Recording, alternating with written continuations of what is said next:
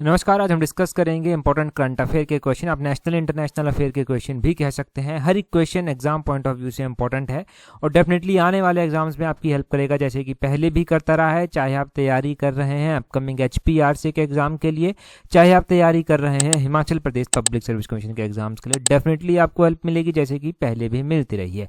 अभी डिस्कशन को question number 1 से स्टार्ट करते हैं। बोलते हैं विच of the following country won the 2026 FIFA world cup. तो बोलते हैं कि निम्नलिखित में से किस देश ने 2026 फीफा वर्ल्ड कप जो है वो जीता है। तो ये क्वेश्चन जो हम डिस्कस कर रहे हैं ये तो इंपॉर्टेंट है ही है, परंतु यहाँ पर जो साथ में एडिशनल जानकारी दी जाएगी वो और भी ज़्यादा इंपॉर्टेंट होगी।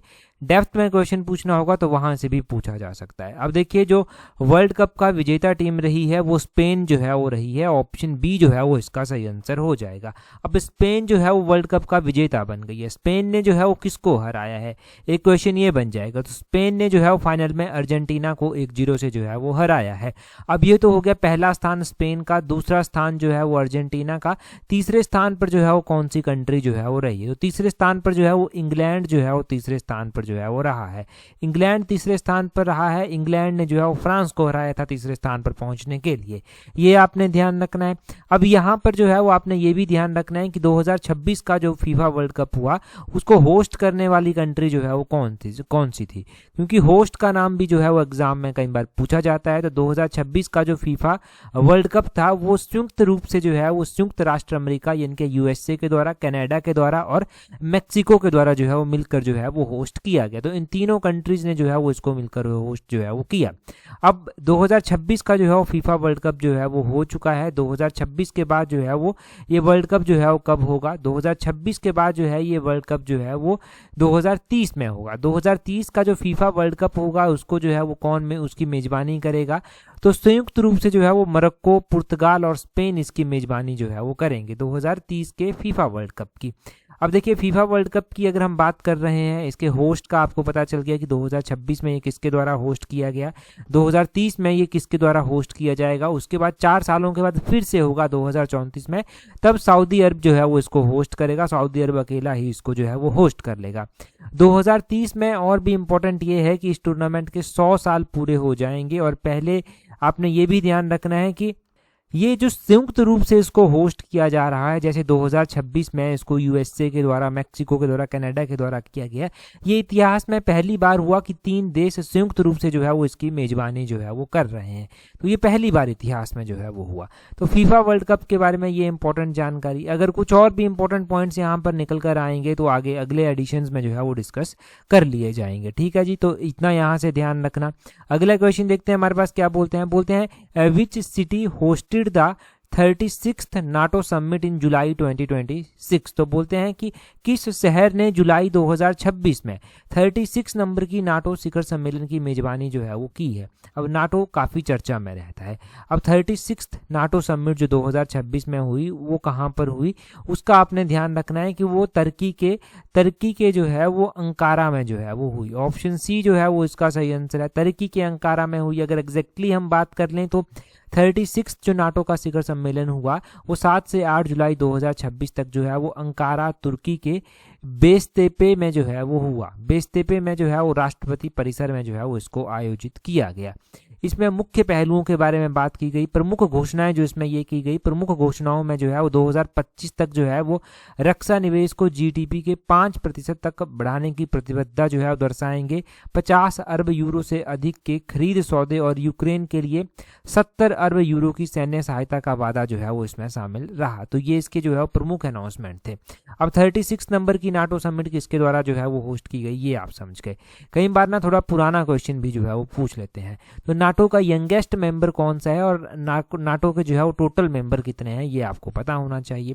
32nd नंबर जो इसका बना है, जिस कंट्री ने लेटेस्ट इसको ज्वाइन किया है, 32nd कंट्री जो नाटो को ज्वाइन करने वाली बनी है वो स्वीडन जो है वो बनी है। तो स्वीडन का आपने ध्यान रखना है कि स्वीडन जो है वो बनी है। स्वीडन से पहले जो नाटो का जो है वो 31st मेंबर जो है वो नाटो का बना था, वो कौन बना था, वो फिनलैंड जो है वो बना था। फिनलैंड 31st बना था, 32nd जो है वो स्वीडन बना, ये आपने ध्यान रखना है लेटेस्ट मेंबर्स के बारे में। तो टोटल इसमें कितने मेंबर हुए नाटो में, टोटल जो है वो इसमें जो है वो 32 मेंबर हुए अभी तक। ठीक है जी, ये आपको पता चल गया नाटो के बारे में। नाटो काफ़ी चर्चा में रहता है, तो नाटो का पूरा नाम जो है वो क्या है ये पता होना चाहिए आपको। नाटो का पूरा नाम है North Atlantic Treaty Organization. NATO की जो स्थापना की गई थी वो कौन से ईयर में जो है वो की गई थी, तो नाटो की स्थापना का ध्यान रखना है कि 1949 में इसकी स्थापना की गई थी, अप्रैल महीने में इसकी स्थापना जो है वो की गई थी।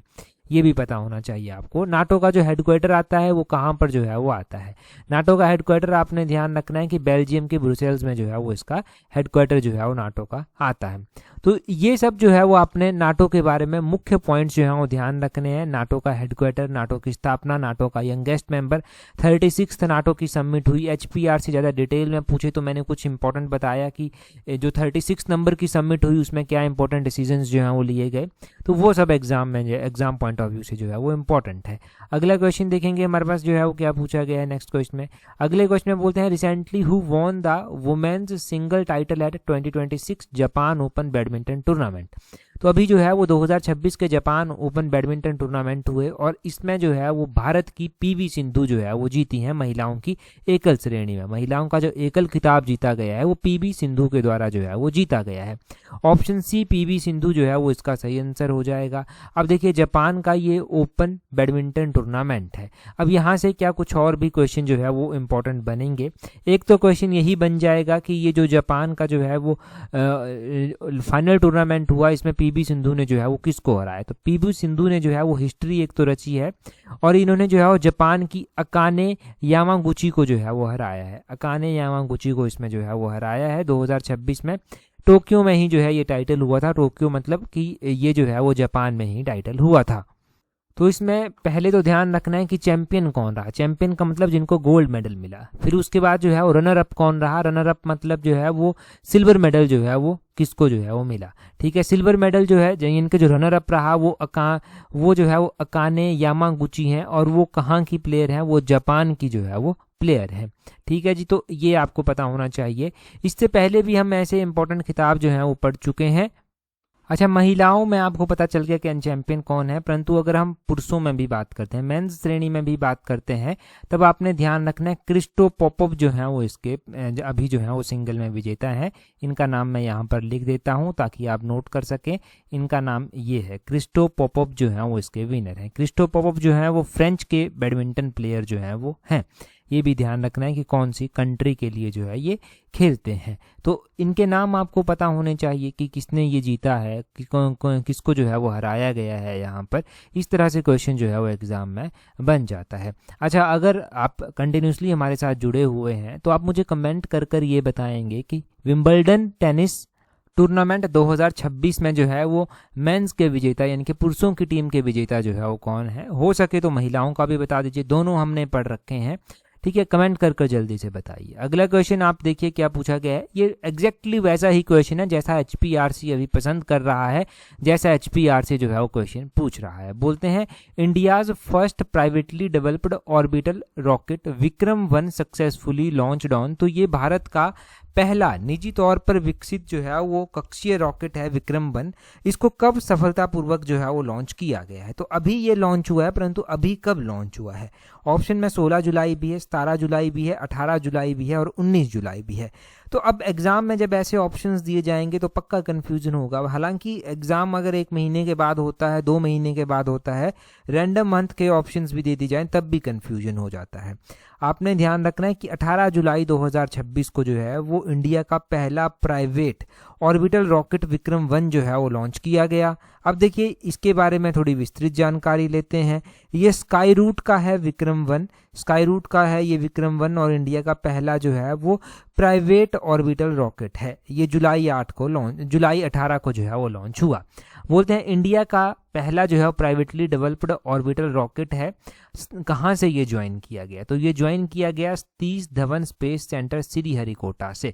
ये भी क्वेश्चन बन सकता है कि कहाँ से इसको ज्वाइन किया गया।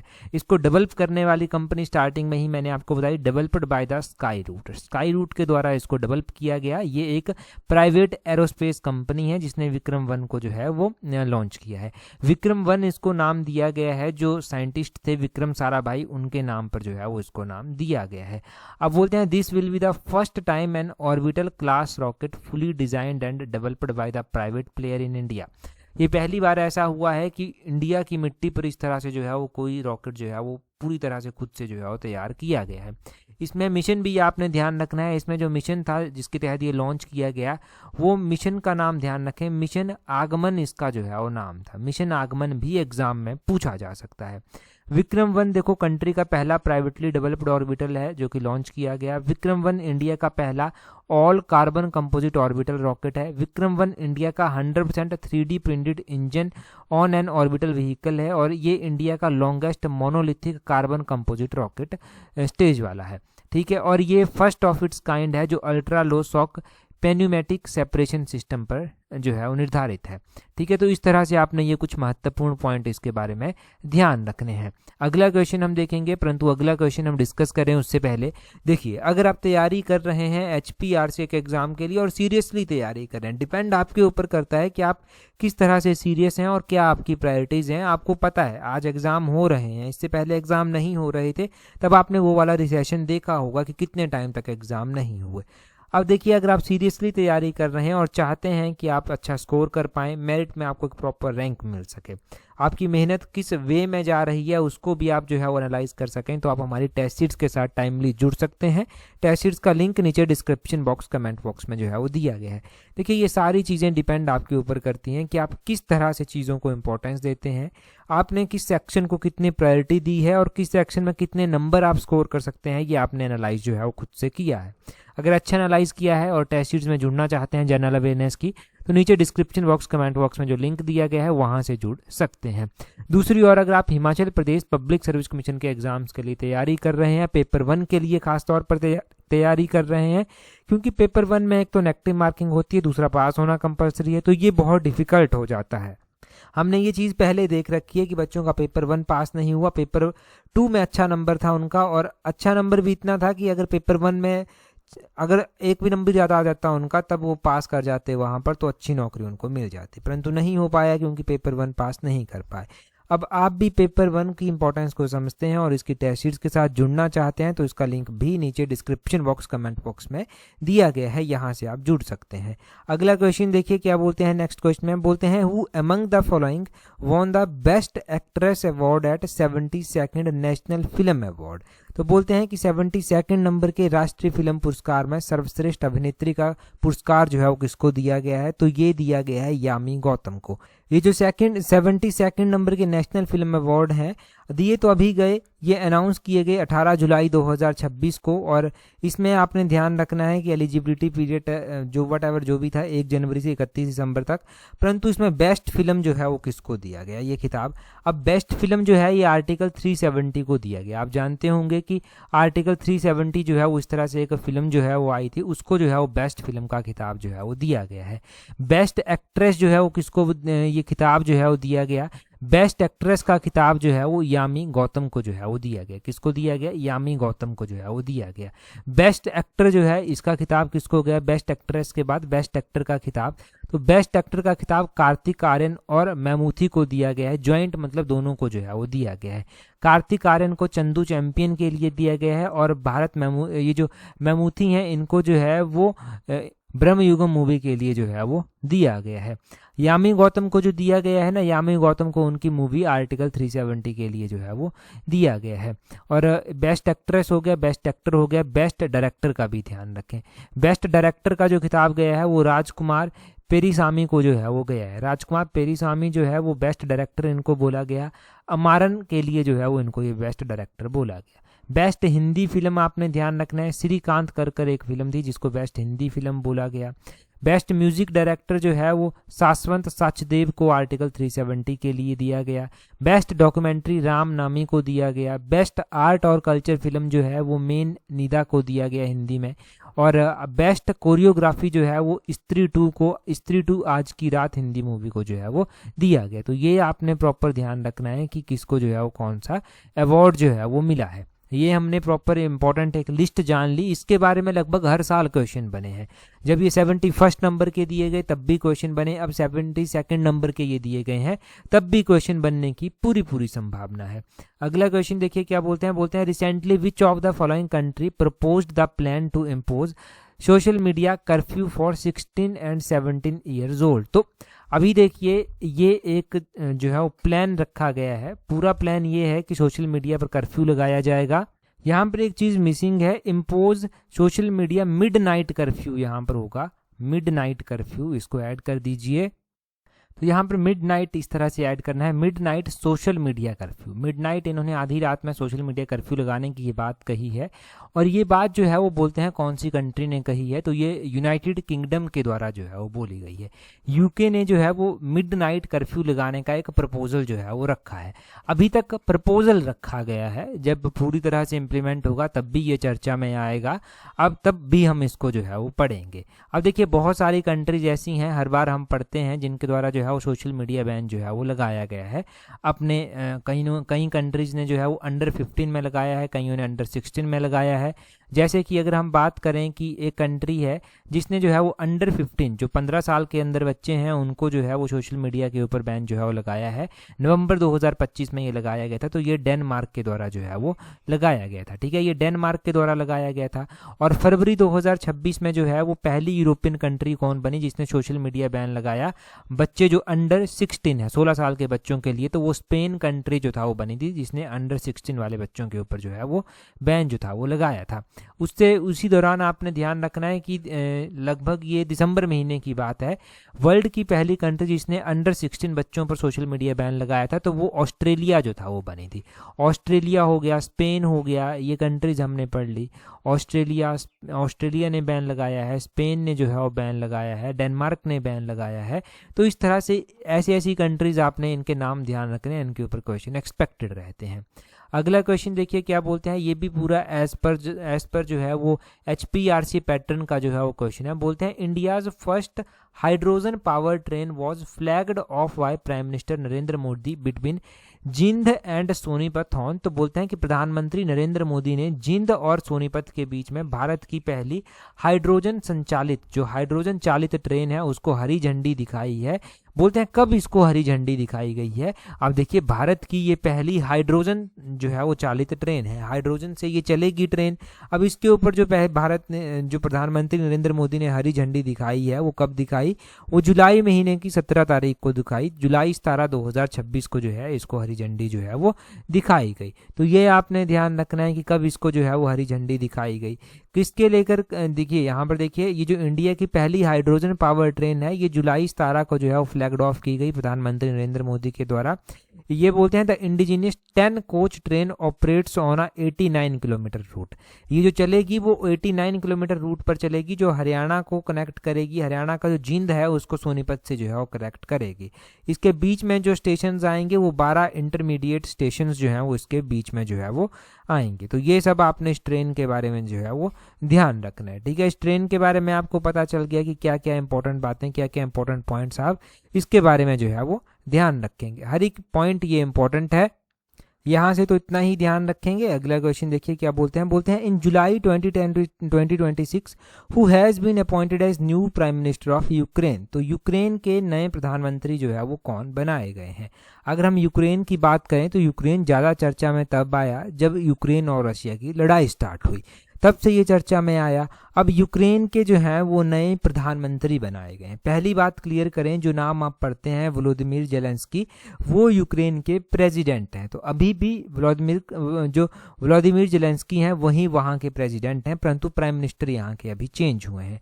यहाँ के जो प्राइम मिनिस्टर अभी बनाए गए हैं वो कौन बनाए गए हैं, वो सेरही कोरित्स्की जो है वो बनाए गए हैं। इनका ऑप्शन सी जो है वो नाम जो है वो सही है, ये जो है वो बनाए गए हैं, ठीक है। इनका नाम आपने ध्यान रखना है कि ये यूक्रेन के नए प्रधानमंत्री जो हैं वो बने हैं।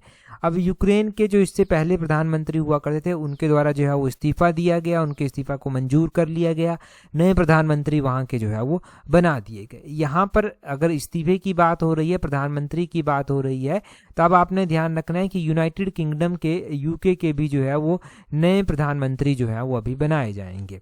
यूके के जो प्रधानमंत्री हुआ करते थे इससे पहले, कीर स्टारमर, उनके द्वारा जो है रेजिग्नेशन दे दिया गया। अब उनकी जगह जो नया प्रधानमंत्री बनाया गया वो किसको बनाया गया, वो एंडी बुरहाम को जो है वो बनाया गया। इनका नाम आपने ध्यान रखना है, एंडी बर्नहैम जो है वो इनका नाम है। इनको जो है वो यूक्रेन का नया प्रधानमंत्री बनाया गया है।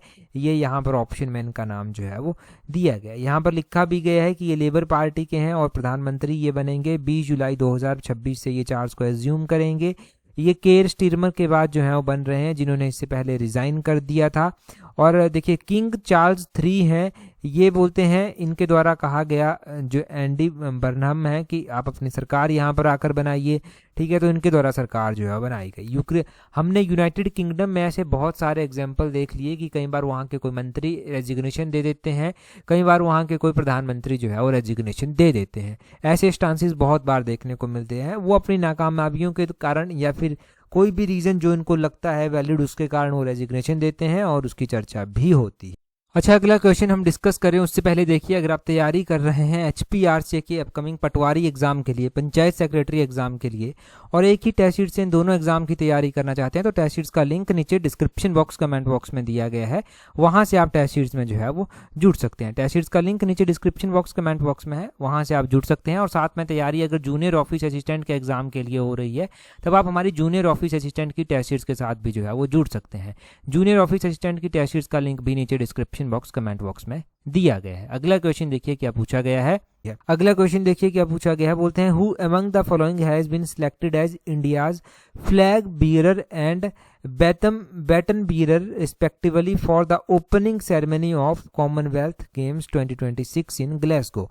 तो बोलते हैं कि भारत की ओर से ग्लासगो में जो आयोजित की जा रही है 2026 की कॉमनवेल्थ यानी कि राष्ट्रमंडल खेलें, बोलते हैं उनके लिए जो ध्वज वाहक हैं, फ्लैग बीरर हैं, और बोलते हैं जो बैटन वाहक हैं, बैटन बीरर है, वो किसको जो है वो चुना गया है। अब देखिए किसको जो है वो कॉमनवेल्थ गेम्स पहले 2026 की, ये ध्यान रखना है कि ग्लासगो में होने जा रही है।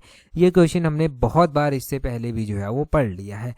अब इसके लिए जो फ्लैग बीरर चुना गया है वो मीराबाई चानू को चुना गया है, मीराबाई चानू को। और बैटन बीरर जो है वो लोवलीना ब्रोंगोइन होंगी, ये लोवलीना जो है वो होंगी। तो ऑप्शन बी इसका जो है वो सही आंसर है। इनको जो है वो चुना गया है, इनका नाम आपने जो है वो ध्यान रखना है।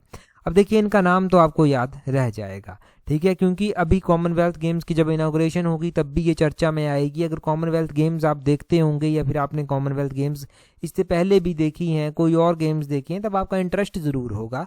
इसमें जब ओपनिंग सेरेमनी होती है तब भी फ्लैग बीरर होते हैं। तब आपने ध्यान रखना है कि ये जो हम बात कर रहे हैं यहाँ पर मीराबाई चानू की और लोवलीना की, ये ओपनिंग सेरेमनी में जो है वो रहेंगी। अब जब क्लोजिंग सेरेमनी होगी तब भी होते हैं, तब अलग से क्वेश्चन जो है वो बनेगा, उनके नाम अलग से जो है वो हम उस टाइम जो है वो पढ़ेंगे। परंतु फिलहाल ये ओपनिंग सेरेमनी में जो है वो आपने ध्यान रखना है कि किसको कौन जो है वो फ्लैग बीरर बना है, कौन जो है वो बैटन बीरर जो है वो बना है। अगला क्वेश्चन देखिए क्या बोलते हैं। बोलते हैं India's first government driven artificial intelligence institute has been set up at. तो भारत का जो पहला सरकार संचालित कृत्रिम बुद्धिमत्ता संस्थान है, एक तरह से यूनिवर्सिटी ही कह सकते हैं आप, ये कहाँ प्रस्तापित की जाएगी, तो ये कर्नाटक के बेंगलुरु में की जाएगी। ऑप्शन सी सही आंसर है। आप ध्यान रखना कि इससे पहले जो आपने पढ़ी है एक, वो इंडिया की पहली AI यूनिवर्सिटी है, परंतु वो प्राइवेटली रन है।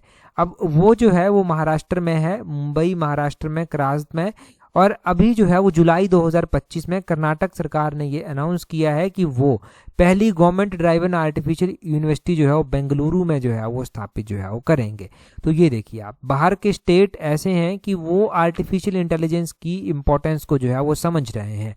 ऐसे अलग से इंस्टीट्यूट्स बनाए जा रहे हैं, ऐसी अलग सी यूनिवर्सिटी जो है वो बनाई जा रही हैं जो आर्टिफिशियल इंटेलिजेंस के ऊपर जो है वो आधारित होंगी, और वहाँ के बच्चों को प्रशिक्षण भी देंगी। और डेफिनेटली साउथ की कंट्रीज आप देखते हैं कि प्रोग्रेस में आगे हैं, तो ये भी वन ऑफ द रीज़न है कि यहाँ की कंट्रीज जो हैं वो अलग से फोकस करती हैं, अलग से इनका एक विज़न जो है वो पढ़ाई के लिए जो है वो रहता है। तो ये आपको जो है वो पूरा पता होना चाहिए इसका कि AI यूनिवर्सिटी जो प्राइवेटली रन आपने इससे पहले पढ़ी थी वो प्राइवेटली रन थी, अभी गवर्नमेंट रन जो है वो यूनिवर्सिटी की बात जो है हम यहाँ पर कर रहे हैं।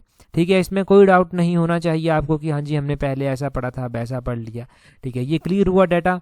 अगला क्वेश्चन देखिए क्या बोलते हैं, यहाँ पर पूछा गया है what is India's rank in 2026 United nation sustainable development goal SDG index. तो बोलते हैं कि एसडीजी इंडेक्स जो 2026 में आया, इसमें बोलते हैं कि इसमें जो है वो इसमें भारत की रैंक क्या रही। आपने 4 ऑप्शन आपके पास दिए गए हैं, कमेंट कर कर आप अपना आंसर जो है वो बताएंगे। इससे पहले वाला जो पार्ट था करंट अफेयर का, उसमें हमने पहला ही क्वेश्चन ये डिस्कस किया है और डिटेल से डिस्कस किया है, तो अभी अपना आंसर कमेंट कर कर बताइए। अगर टेलीग्राम पर आपने हमें ज्वाइन नहीं किया है तो टेलीग्राम पर ज्वाइन करने के लिए अपने टेलीग्राम से @allexam31 करके सर्च करना, आपको हमारा टेलीग्राम चैनल मिल जाएगा। टेलीग्राम पर जरूर ज्वाइन कर लें। आज की इस वीडियो में इतना ही है। That's all for today. Thank you very much for watching and listening it very patient.